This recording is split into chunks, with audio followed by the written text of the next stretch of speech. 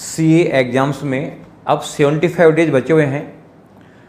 ये कम टाइम में किस तरीके से स्टडी करें जिससे कि पर minute of study maximum marks लाए जाएं। इसके लिए मैं आप लोगों के साथ में 75 डेज का स्टडी प्लान शेयर करने वाला हूं और ये सीए फाइनल, इंटरमीडिएट और फाउंडेशन के न्यू और ओल्ड कोर्स दोनों के लिए अवेलेबल है। इसमें मैं केवल आपको यही नहीं बताऊंगा कि टाइम टेबल क्या होना चाहिए, इसमें हर तरीके के बच्चे के लिए ये भी बताऊंगा कि उसको कितना मैटर पढ़ना चाहिए और कैसे कैसे पढ़ना चाहिए, कितने टाइम रिवाइज करना जरूरी है। तो ये दोस्तों, ये प्लान जो है मैं पीडीएफ फॉर्म में दूंगा आपको, अभी पीडीएफ में दिखाऊंगा आपको, और ये वीएसआई के टेलीग्राम चैनल पे पीडीएफ अवेलेबल होगा। तो आप टेलीग्राम चैनल ज्वाइन करके और पीडीएफ वहाँ से ले लें और उसका एक्सप्लेनेशन यानी उसको कैसे यूज करना है ये अभी यूट्यूब वीडियो के थ्रू समझाऊंगा मैं, क्योंकि पीडीएफ के थ्रू ये समझ में नहीं बैठेगा कि इसको यूज कैसे करें, यूज करते समय क्या क्या ध्यान रखें। तो इसको आप बिल्कुल ध्यान से सुनना, ये आपके लिए बहुत बेनिफिशियल होगा। यानी बचे हुए टाइम में अगर इसको फॉलो किया जाए, आप मान लीजिए कम से कम आप 10% मार्क्स इंक्रीज कर सकते हैं उतनी ही स्टडी में। तो ये पीडीएफ के थ्रू मैं आपको समझाता हूं और आप ये पीडीएफ देखें। ये पहले मैं बताऊंगा सीए फाइनल का, ओल्ड और न्यू स्कीम दोनों का, उसके बाद में सीए इंटरमीडिएट न्यू स्कीम, फिर बाद में आईपीसीसी एंड लास्ट में सीए फाउंडेशन। आप ये देखिए कि 75 डेज का जो प्लान है उसमें सबसे पहले सीए फाइनल के लेते हैं हम। तो सीए फाइनल में हम दो तरीके से देखते हैं, एक तो जो बच्चे फर्स्ट टाइम अपेयर हो रहे हैं और एक वो बच्चे जो रिपीटर हैं। जो फर्स्ट टाइम अपेयर हो रहे हैं उन बच्चों से मैं कहना चाहूँगा कि मैटर कितना पढ़ना है, कैसे पढ़ना, वो बाद में बताऊँगा कितना पढ़ना है।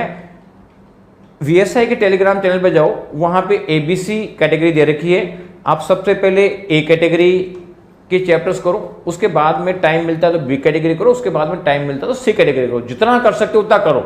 अगर आपकी कैपेसिटी है कि साहब हम तो ए और बी कैटेगरी कर पा रहे हैं तो ए और बी करें। अगर आपको लग रहा है कि हम तीनों कर सकते हैं तो तीनों करें।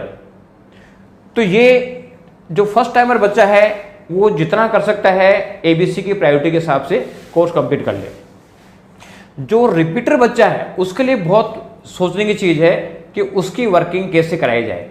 तो जो रिपीटर बच्चा है उस रिपीटर बच्चों के लिए मैं कहूँगा कि अगर आप बोथ ग्रुप दे रहे हैं, आप अगर बोथ ग्रुप के एग्जाम दे रहे हैं तो अगर आपने पहले जो जुलाई एग्जाम में दी थी उसके मार्क्स के बेसिस पे बताऊँ आपको कितना कितना पढ़ना चाहिए। तो जो बच्चा रिपीटर है, बोथ ग्रुप के एग्जाम दे रहा है, तो मैं कह रहा हूँ कि बोथ ग्रुप का मतलब है कि 800 का पेपर होता है और 400 पास के लिए जरूरी है। तो अगर आपका स्कोर 200 से कम है, इसका मतलब पूरा कोर्स नहीं पढ़ सकते। आपको लग रहा है कि पढ़ लेंगे लेकिन नहीं पढ़ पाओगे, और पढ़ भी लोगे तो उसको रिवाइज नहीं कर पाओगे। तो मैं ऐसे बच्चों को सजेस्ट करता हूँ कि वो वीएसआई की ए कैटेगरी के चैप्टर पूरे पढ़ ले, प्लस बी के 25% चैप्टर देख ले, जो भी उसको अच्छा लगे। 25% जो 4 चैप्टर तो एक चैप्टर बी का भी देख ले।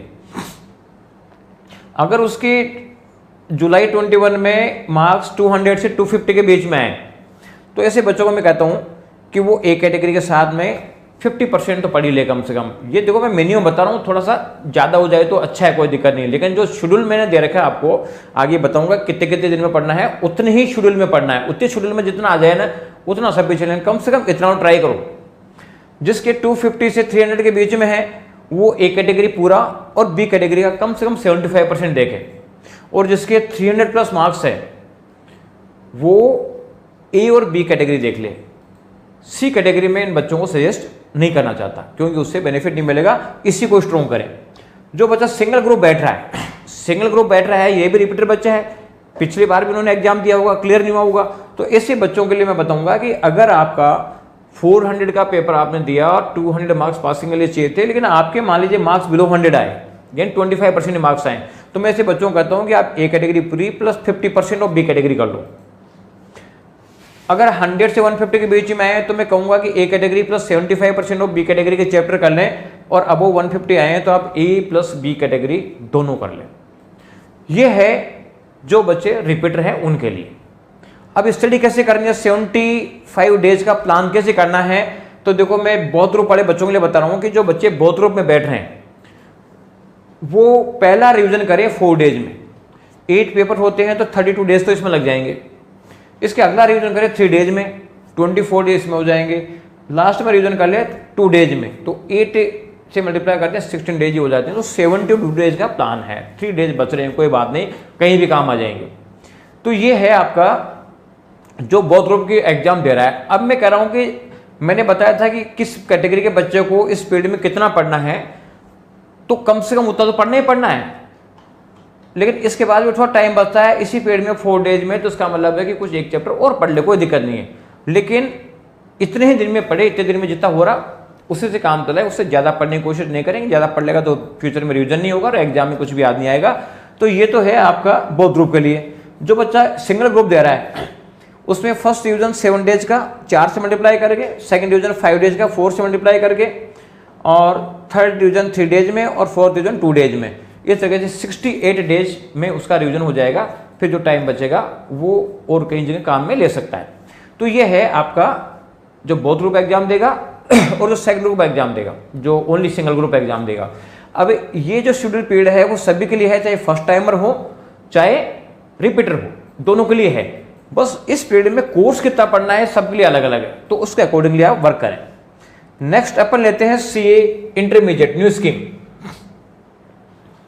सीए इंटरमीडिएट न्यू स्कीम में भी वही है कि जो बच्चा फर्स्ट टाइमर है, फर्स्ट टाइम पेपर होगा, उसको मैं कहूंगा कि आप एबीसी कैटेगरी के साथ चले, जितना कोर्स करना हो उतना कर ले। लेकिन कितने दिन में, जो शेड्यूल दे रखी है आपको नीचे, उस पीरियड में जितना कोर्स कर सकते हो उतना रिवाइज कर लो। आप उस पीरियड में अगर ए और बी कर सकते हो तो ए और बी कर लो, तीनों कर सकते हो तीनों कर लो, अकॉर्डिंगली करना है। रिपीटर बच्चे हैं और जो बोथ ग्रुप के एग्जाम में पेपर हो रहे हैं उसके लिए देखेंगे कि भाई जुलाई 21 में आपका क्या परफॉर्मेंस था। अगर जुलाई 21 में यहाँ पे 800 में से 400 पास होने के लिए चाहिए, अगर 200 ही आए हैं तो उसका कहूँगा कि ए कैटेगरी प्लस बी का 25% कर लें। 200 से 250 के बीच में है तो ए कैटेगरी प्लस बी का 50% कर लें। बिटवीन 250 से 300 के बीच में आए हैं तो ए कैटेगरी प्लस बी का 75% चैप्टर्स कर लें। और अगर अबो 300 आए हैं यानी, तो उस केस में आप ए प्लस बी कैटेगरी कर लें। तो ये तो है जो बोथ ग्रुप का एग्जाम देगा। और जो सिंगल ग्रुप एग्जाम देगा उसके लिए कि बिलो 100 है तो ए कैटेगरी प्लस बी का 50%, बिटवीन 100 से 150 मार्क्स है क्योंकि उसने एक ग्रुप का एग्जाम दिया ना, तो ए कैटेगरी प्लस 75%, और बिटवीन 150 से 200 के बीच में है तो 1 ए एंड बी कैटेगरी जो है उसको पूरी करनी है। तो ये उन बच्चों के लिए है जो ये सिंगल ग्रुप के एग्जाम में दे रहे हैं। और टाइम शेड्यूल जो है, टाइम शेड्यूल देखो बहुत ग्रुप का है तो फर्स्ट डिवीजन 4 डेज में हो रहा है 32 डेज में, सेकंड डिवीजन 3 डेज में, थर्ड डिवीजन 2 डेज में, तो इस तरह से 72 डेज का टाइम लगेगा। और सिंगल ग्रुप दे रहा है तो 4 रिवीजन होंगे, 7 days, 5 days, 3 days and 2 days के 4 रिवीजन होंगे, 68 डेज इसमें लग जाएंगे। अब इस पीरियड में रहते हुए जो मैंने बताया कि किस कैटेगरी के बच्चों को कम से कम कितना कोर्स पढ़ना है उतना तो पढ़ना ही पढ़ना है। इसके बाद में अपन आगे आईपीसीजी ओल्ड स्कीम में, आईपीसीजी ओल्ड स्कीम की बात करें हम तो आईपीसी ओल्ड स्कीम में जो फर्स्ट टाइमर तो होंगे नहीं, मैक्सिमम बच्चे रिपीटर हैं, तो बच्चे जो बोथ ग्रुप के एग्जाम दे रहे हैं और उसको पास होने के लिए 350 मार्क्स चाहिए, लेकिन अगर किसी के 150 से कम है तो ए कैटेगरी प्लस बी का 25% कर लें। बिटवीन 175 से 200 है तो वो ए कैटेगरी पूरी प्लस बी का 50%, और 250 से 300 के बीच में तो ए कैटेगरी पूरी प्लस बी का 75%, और अबो 300 है तो ए और बी कैटेगरी कर लें, ये वो बच्चा कर ले। और सिंगल ग्रुप दे रहा है तो बिलो 75 मार्क्स वाला ए कैटेगरी प्लस बी का 50%, 75 से 125 वाला ए कैटेगरी पूरी प्लस बी का 75%, और अबो 125 है ए प्लस बी कैटेगरी कर ले, तो उसका पर्पज सोल्व हो जाएगा। ये मिनिमम पढ़ना है। अब रिवीजन जो क्या होगा, जो बोथ ग्रुप दे रहा है उसको 3 रिवीजन करना है, 5 डेज, 3 डेज, 2 डेज, ये 70 डेज हो गए। तो सिंगल ग्रुप दे रहा है उसको 4 रिवीजन करना है, 7 डेज, 5 डेज, जो फर्स्ट ग्रुप दे रहा है 7, 5, 3, 2, 68 डेज हो जाएंगे। और जो सेकंड ग्रुप दे रहा है उसके 5 रिवीजन होने हैं, 8, 6, 5, 3 एंड 2 डेज में 72 डेज हो जाएंगे। तो ये आ गया आपका आईपीसी ओल्ड स्कीम का। और इस पीरियड में क्या पढ़ना है मैंने आपको बता दिया कि मिनिमम जो आप अपनी कैटेगरी जज कर लें, उस जजमेंट के हिसाब से आप पढ़ें और बार बार रिवाइज करें। सबसे बेसिक थीम है कि बार बार रिवाइज करें। और जो बच्चा फाउंडेशन में अपेयर हो रहा है उसके लिए भी जो फर्स्ट टाइम मेरे अपेयर हो रहा है, मैं कह रहा हूँ कि उसको ABC कैटेगरी के साथ पढ़ाई करे, जितना ज़्यादा कर सकता है उतना ज़्यादा वो करे, है ना। ओनली ए कर सकता है तो ए और बी कर सकता है, ए और बी, सी कर सकता है तो तीनों कर ले। रिपीटर बच्चे हैं और जिनके मार्क्स बिलो 125 आए हैं, मैं कहूँगा कि ए कैटेगरी पूरी प्लस बी का 75% कर लें। 125 से 175 के बीच में तो ए कैटेगरी पूरी प्लस बी कैटेगरी कर लें, और अबो 175 है तो ए और बी पूरी कर लें। 25% कम से कम सी कैटेगरी कर लें। तो मिनिमम सिलेबस में बता रहा हूँ, उतना तो कम से कम करना ही करना है, लेकिन इसी टाइम फ्रेम में करना है जब जाके पर्पसफुल होगा। और रिविजन है उसको 5 रिविजन कर लें, 7 डेज में, 5 डेज में, 3 डेज में, 2 डेज में, है ना। और फिर अगला जो रिवीजन है 5th रिवीजन वो भी 2 डेज में कर लें, यानी 5 रिवीजन इसमें हो जाएंगे तो 76 डेज इसमें लग जाएंगे। तो इस तरीके से आप वर्किंग करें, इस तरीके से वर्किंग करेंगे तो आप डेफिनेटली आपका जो स्कोर है वो उससे ज़्यादा आएगा जो इसके अलावा आप करते। तो बच्चों best of luck for exam, इसमें लगो, इसको फॉलो करो और पूरी जी जान से मेहनत लगाओ और आप हमें पास होकर दिखाओ। और ये इस PDF को और वीडियो को आप ज़्यादा से ज़्यादा बच्चों को शेयर करो, जिससे कि मैक्सिमम बच्चों को बेनिफिट मिले, तो आपको भी पॉजिटिविटी बढ़ेगी उससे। Thank you.